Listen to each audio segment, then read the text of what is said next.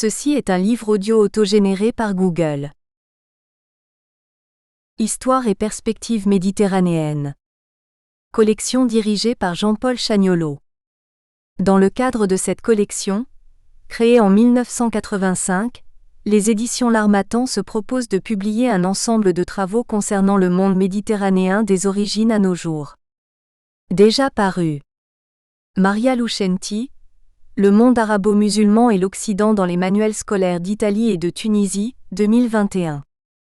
Jamel Belaïd, L'agriculture en Algérie. Ou comment nourrir 45 millions d'habitants en temps de crise, 2021. Salem Salah, femme tunisienne, Ouakf et droit de propriété à l'époque moderne. 18e-19e siècle, 2021. Bernard Le Gorgeux, La stratégie numérique du Maroc. Vers l'émergence d'un hub numérique régional, 2021. Kamal Guerroua, L'Algérie révoltée. Entre impasse et espoir de changement, 2021. Hossein Malti, Chronique des années Bouteflika, 1999 à 2010, 2021. Jacques Izoulet, Des chrétiens en Afrique du Nord, 1945 à 1962, 2021. Mustapha Chouiki, La symbolique urbaine. Quelle mondialisation pour la ville maghrébine, 2020.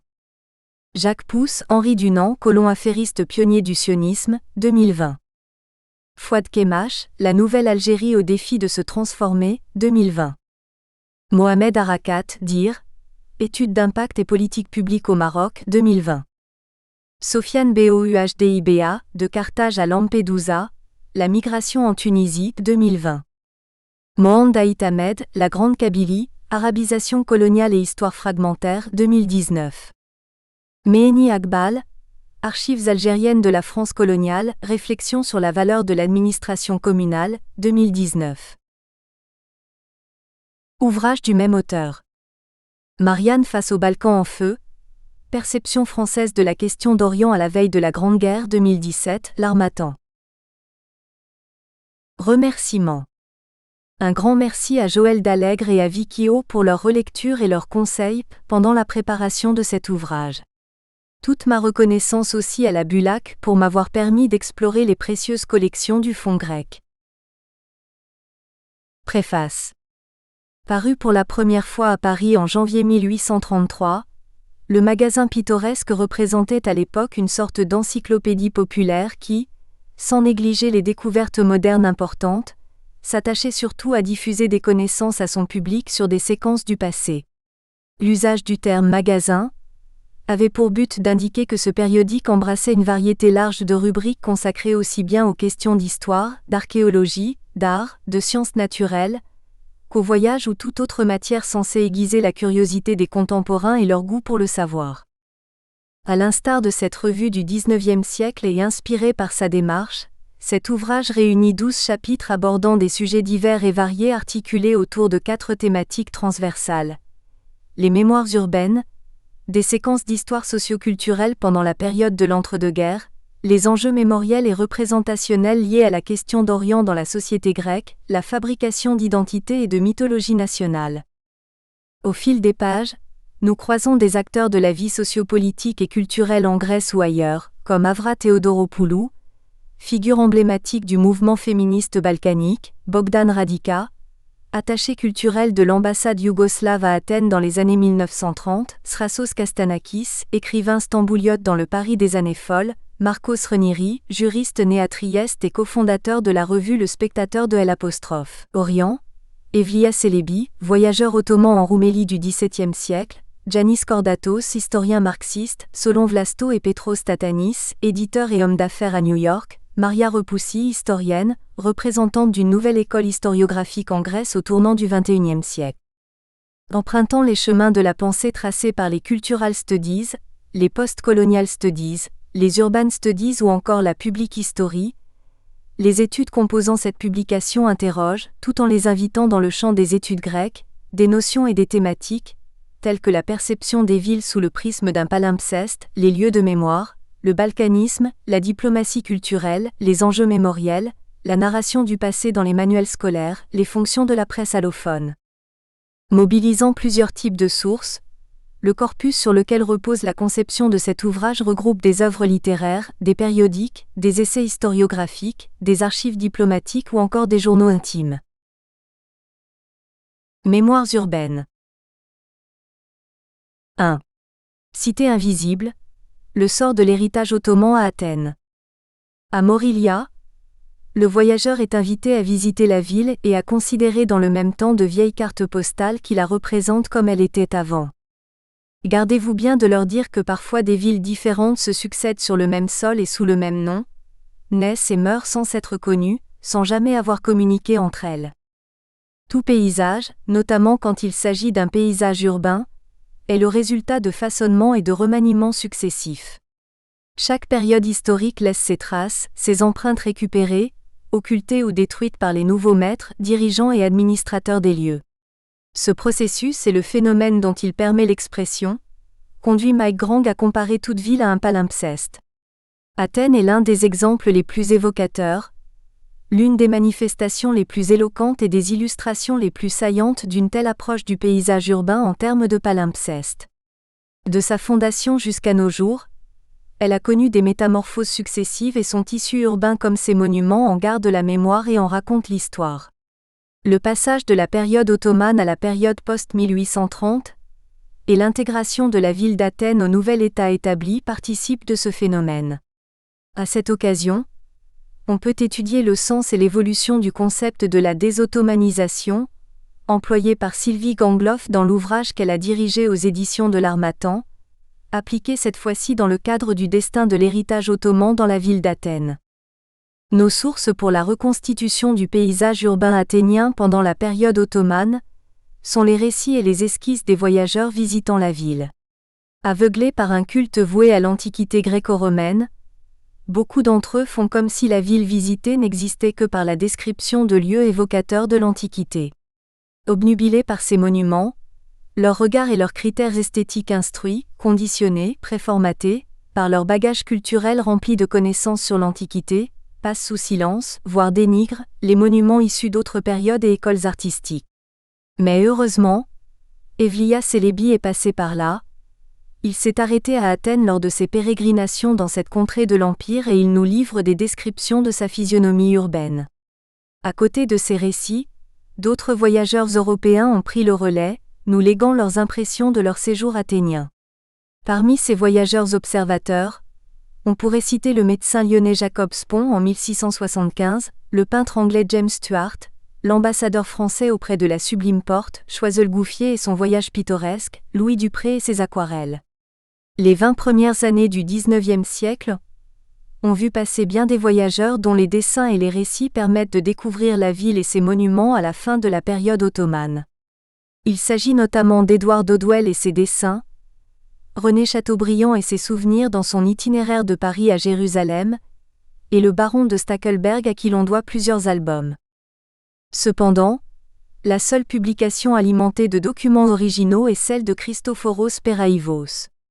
Intitulé « L'histoire de Souli et de Parga », son ouvrage a été édité entre Paris en 1803, la première partie, et Venise en 1815.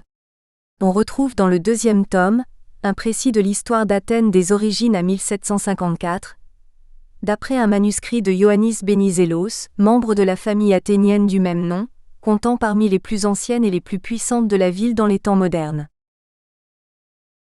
La période ottomane de la ville d'Athènes.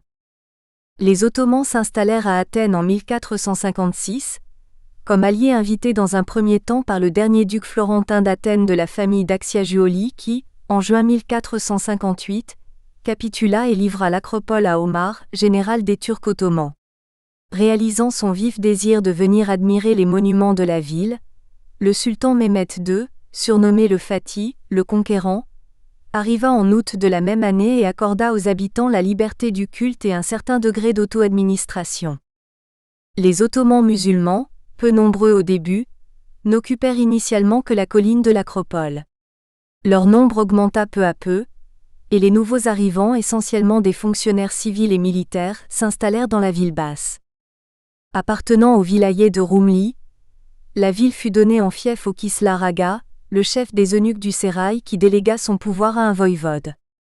Gouverneur de la ville, Il avait surtout pour mission de lui verser chaque année au printemps 30 000 écus, réunis avec l'impôt des réayas, c'est-à-dire les sujets imposables du sultan, les douanes, les bakchiches et autres sommes qu'il extorquait aux voyageurs. Le commandement militaire de la ville était assuré par 3 chefs. Le Sardar Aga se trouvait à la tête des janissaires d'Athènes et d'Attique. Le Sipahilar Aga commandait les Sipahis constituant le régiment des cavaliers, alors que le Dizdar Aga gouvernait la citadelle où il logeait avec son harem. La justice était rendue par le cadi. Cependant, les citadins de confession chrétienne appartenant au Rum Millet élisaient chaque année 4 archontes et 8 épitropes, autorisés à rendre la justice lors de litiges opposant leurs coreligionnaires. Ils servaient également d'intermédiaires et d'interlocuteurs auprès des autorités ottomanes locales. La topographie de la ville. Comme dans toute ville ottomane, l'espace urbain était structuré autour de 2 axes, l'un confessionnel avec les Millets, l'autre professionnel avec les Zénafs, et il était ici divisé en 36 quartiers ou mahallas. Le marché ou bazar centralisait toute la vie de la cité pendant la période ottomane. C'est là que se trouvaient les bâtiments administratifs, les principaux sanctuaires chrétiens et musulmans, les boutiques et les ateliers. Ainsi, le cœur de la vie marchande de la ville battait au sein du bazar qui se tenait sinon sur l'emplacement de l'agora antique, du moins à sa proximité immédiate, en bordure de l'actuelle place de Monastiraki, dans les rues avoisinant l'agora romaine. C'est l'endroit où depuis le 5e siècle après JC s'était transféré le centre du commerce et où se réunissaient pendant la période ottomane les principales institutions du nouveau régime. Le konak ou maison du voïvode, le tribunal du cadi, 2 des principales mosquées de la ville, un médrès et les hammams. L'entrée principale semble avoir été un peu à l'est de la mosquée Djizdaraki, Sidarak, qui abrite actuellement le musée de la céramique. La rue qui commençait à cette entrée était bordée de cafés. Edward Odwell, l'archéologue irlandais qui se rendit à Athènes en 1805, nous en a laissé une aquarelle, voir image 1. La maison du voïvode avec son jardin occupait à peu près le milieu dans l'angle sud-ouest de la bibliothèque d'Adrien, l'empereur romain philaténien. Elle servit de caserne après la création d'un État grec moderne en 1830 et fut détruite en 1931. Evliya Çelebi dénombra 125 magasins en 1667. Un recensement en 1833, au lendemain des combats qui avaient ravagé la ville pendant la guerre pour l'indépendance grecque, 1821 à 1827, n'en répertorie plus qu'une centaine. Certains d'entre eux étaient situés à l'intérieur de l'enceinte de la bibliothèque d'Adrien, mais la plupart s'alignaient le long des rues avoisinantes, à l'instar de l'image qu'on peut voir de nos jours le long de la rue Pandrossou. Dans cette rue même, où sont à présent installés les antiquaires et les marchands de souvenirs, se succédaient alors les magasins de tissus et d'habillement, situés actuellement dans les rues voisines Hermou et Ayolou. Le long des colonnes de la bibliothèque se tenait le marché aux légumes, décrit et dessiné par James Stuart vers 1750. Le marché aux poissons avait lieu dans l'angle nord-ouest de la bibliothèque, tandis que les bouchers étaient installés au sud de Fethiye Jamii, mosquée de la Conquête, issue de la transformation d'une église de l'époque byzantine en mosquée, à côté du marché au blé et à proximité de la tour des vents. En dehors des limites strictes du bazar, mais à la bordure de l'agora antique, le long des rues Héphaïstou et Astingos où il se trouve encore, travaillaient les artisans du cuivre et les forgerons, à 2 pas du temple jadis dédié à Héphaïstos leur patron, plus largement connu sous le nom de temple de Thésée. À proximité s'étaient établies des fabriques de soie, et peut-être des teintureries. Les industries étaient installées en dehors de la ville. Les huileries alimentées par les oliviers de la plaine du Kifissos, Céphise, étaient disséminées en plusieurs endroits. On a retrouvé des traces de savonnerie au nord et nord-est de la ville, près du dit Pilon et de l'ancienne chambre des députés, rue Stadiou. Des tuileries étaient situées près de la voie sacrée, où l'on peut toujours les voir. Les tanneries étaient concentrées autour du fleuve de l'Ilissos près de l'église d'Agia Fotini. Le tissu commercial et artisanal de la ville était enfin étoffé par la présence d'auberges appelées Ania, Chania, du mot turcané. Evliya Çelebi en cite 2 lors de son voyage au XVIIe siècle. L'une se trouvait à côté de Fethiye Jamii, connu à la veille de la création d'un État grec indépendant sous le nom de Paléoanie, vieille auberge. L'autre, surnommé le Han du dattier, Chourmadias en grec, était érigé sur le côté nord de la place Monastyraki. En dehors des lieux de commerce et de ceux voués à la production artisanale, il y avait aussi plusieurs hammams à la fois lieux d'hygiène, de détente et de sociabilité. Au XVIIe siècle, le hammam d'Oulabé se trouvait à côté de Kusuk Jamii, alors que le hammam de Hassi Ali et celui de Habib Effendi offraient leurs services rue Kairistou.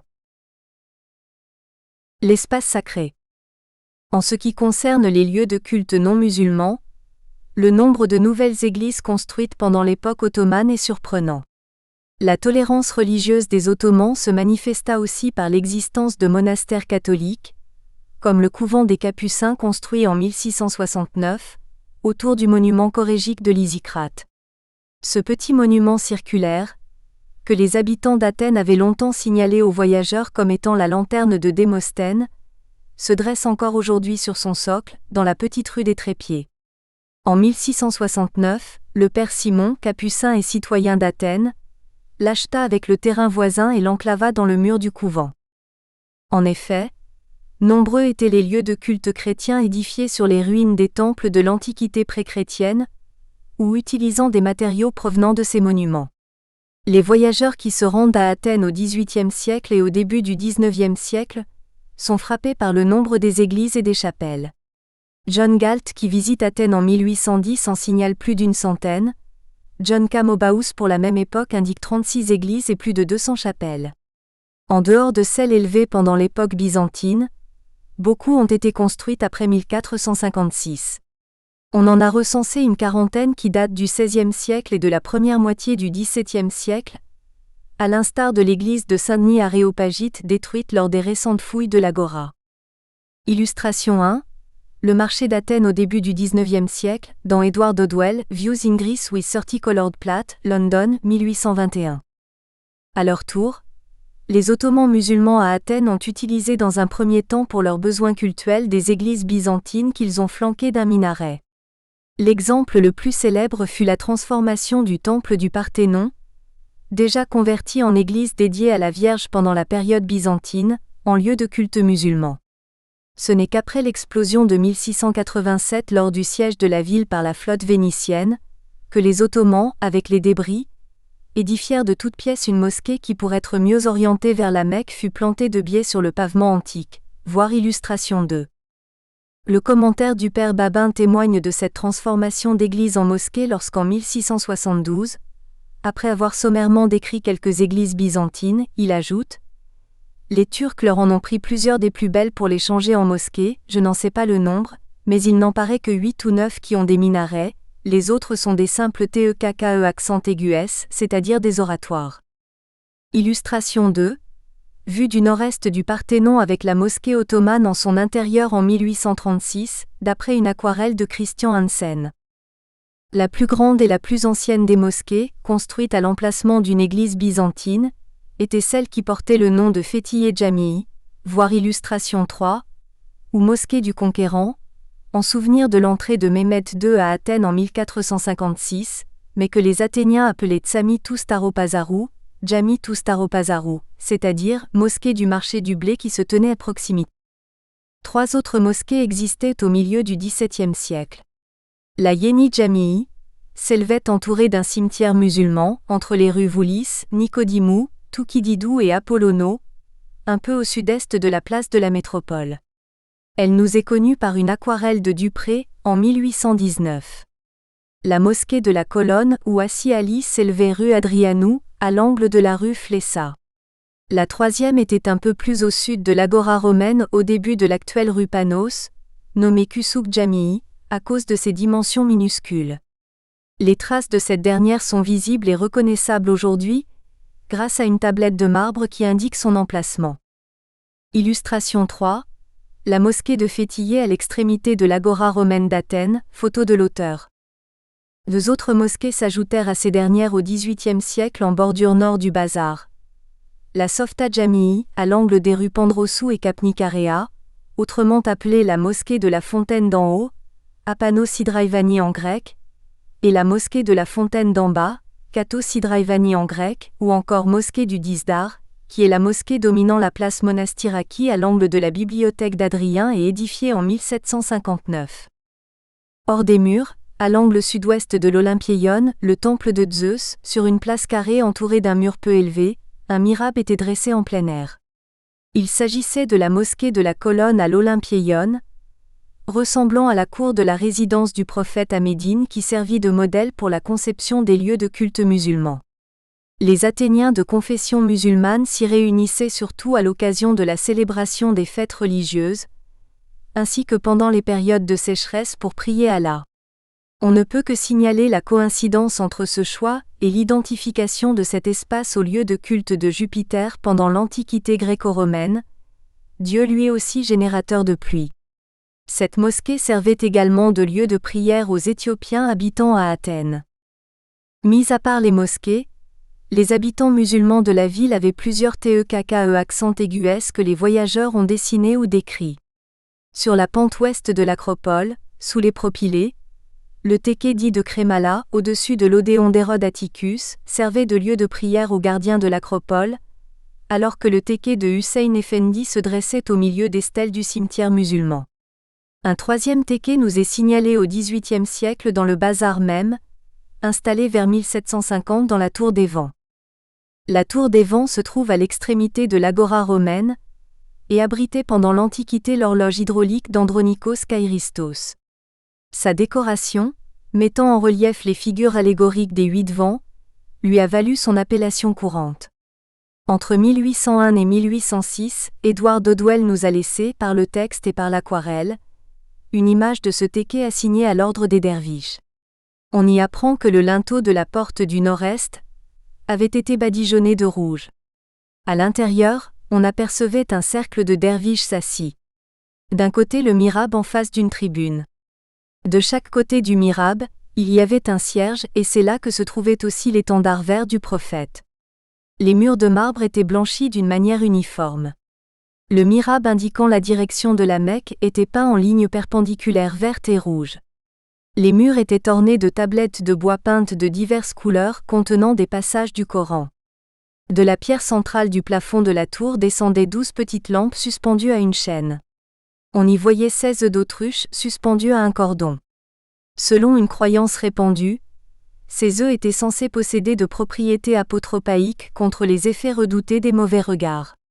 À côté de ce monument de la période antique, transformé en téké, les Ottomans avaient bâti un médrès en 1721.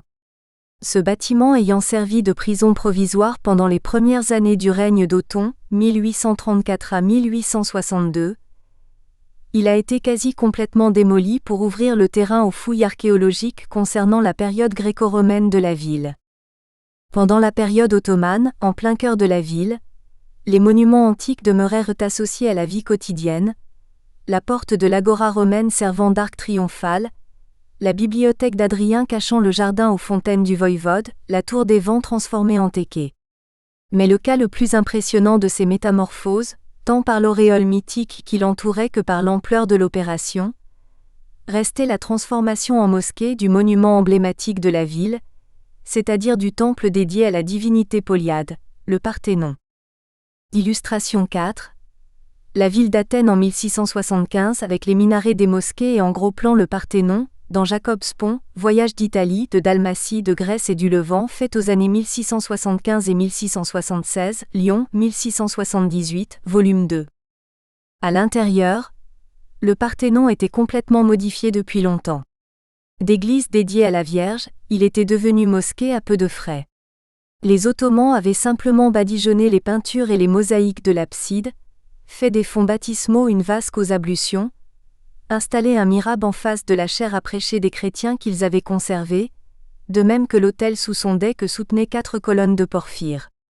Selon les écrits en 1877 d'Émile Bournouf, ancien directeur de l'école française d'Athènes. Les Turcs qui succèdent aux Florentins assistèrent au développement de l'artillerie qui se faisait en Europe. Il leur fallut donc fortifier toutes les parties de l'acropole. Le temple de la Victoire fut rasé et le Pyrgos transformé en une terrasse portant 6 canons. À l'extérieur, les Turcs construisirent une enceinte basse qui d'une part réunissait les deux théâtres, se rattachant par ses extrémités au mur de l'acropole et qui de l'autre pénétrait vers le nord dans la ville. En même temps, ils changèrent la destination des temples, déjà transformés en églises par les chrétiens. Le Parthénon devint une mosquée ornée d'un minaret. L'Erertaillon fut un harem et les Propylées qui avaient été le palais des Axiagioli furent la demeure de l'Aga.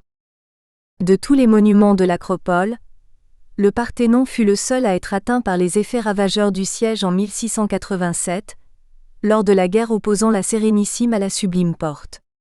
Alors qu'il avait été transformé en dépôt à poudre de manière occasionnelle, l'explosion due à la chute d'un obus provoqua une déflagration telle que la moitié du temple s'écroula. La catastrophe ne s'arrêta pas là. Le doge Morosini, avant de quitter la ville d'Athènes, voulut rapporter à Venise un trophée.